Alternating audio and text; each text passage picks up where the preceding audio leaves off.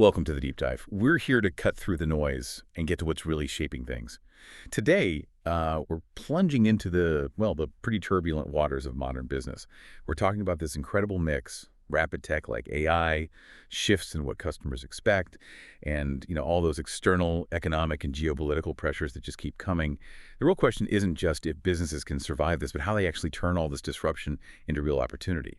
That's what we're getting into. Exactly. And our mission here is to pull out the key insights from what we're seeing, from what experts are saying, to help you navigate it all. We want to help you build what we're calling business agility with AI and systems. Hmm.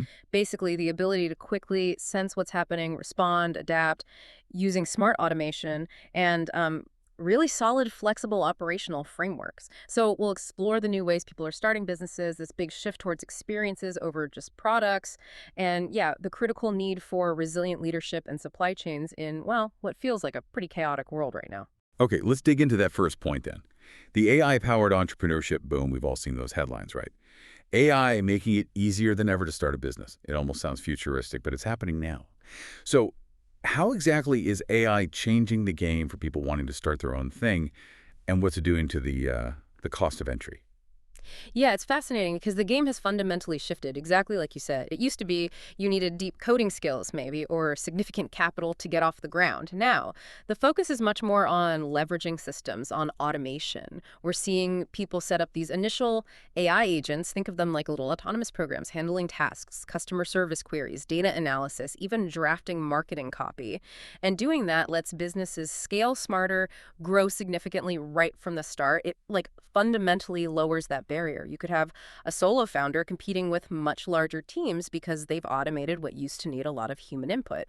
AI isn't just a nice to have anymore, it's actually restructuring how businesses are even built. And you can really see it becoming mainstream, can't you? It shows how foundational it is now. I mean, look at Oracle, a tech giant, rebranding its main event to AI World. That's a huge signal. Absolutely. And Google, too, rolling out all these new AI search tools, creative tools. It tells you it's not niche anymore. It's core to how everyone's evolving, from startups right up to the big players. Couldn't agree more. It's pervasive. Okay, so AI is empowering new ventures. But what about businesses that are already established? It feels like just selling a product isn't cutting it anymore, does it? I've noticed, talk about luxury hotels, the Ritz, Four Seasons. They seem to be reinventing themselves. Oh. Not just fancy rooms, but focusing on unique experiences, wellness stuff, those branded extras that make a stay feel, well, special. Yes, and that's a really important observation. It highlights a much bigger trend. If even top-tier hotels feel they need to move beyond just selling rooms, then really every business, no matter the size, needs to think that way. Yeah. It's about designing and delivering memorable experiences, not just flogging commodities. And it's not just hospitality. Think about, say, a software company.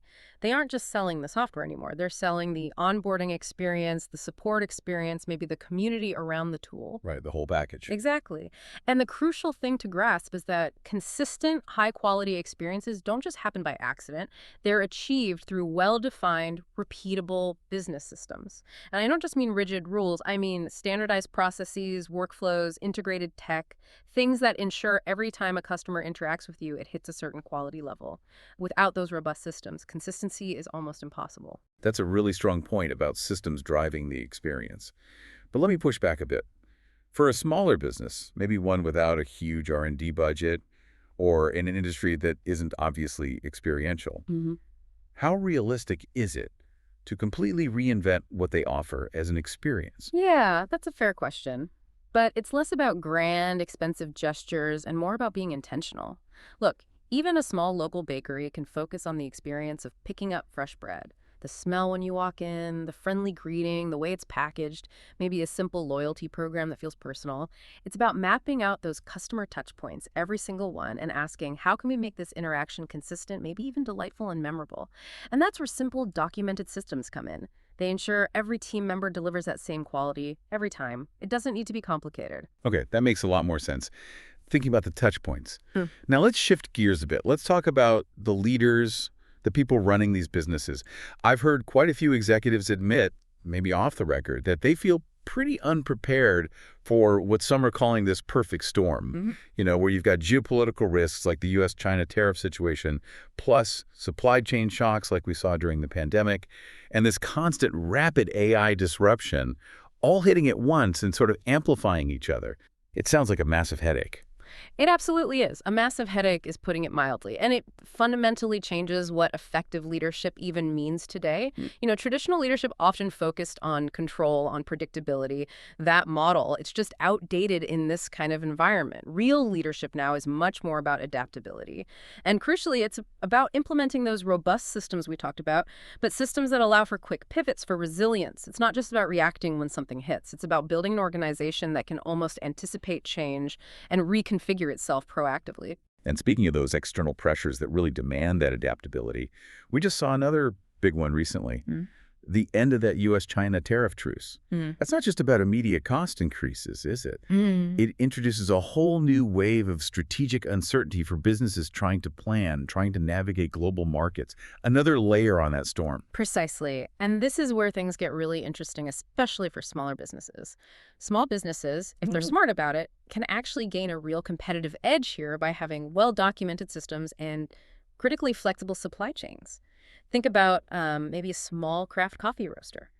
They suddenly face import challenges because of tariff changes. They're bigger competitors. Maybe they're kind of bogged down by old structures, legacy systems.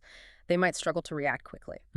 But if our small roaster has nimble, documented processes for sourcing, maybe alternative distribution channels already mapped out, they can pivot much faster, maybe switch to local suppliers temporarily or find new logistics partners. They can effectively outmaneuver those slower, less agile competitors. Right.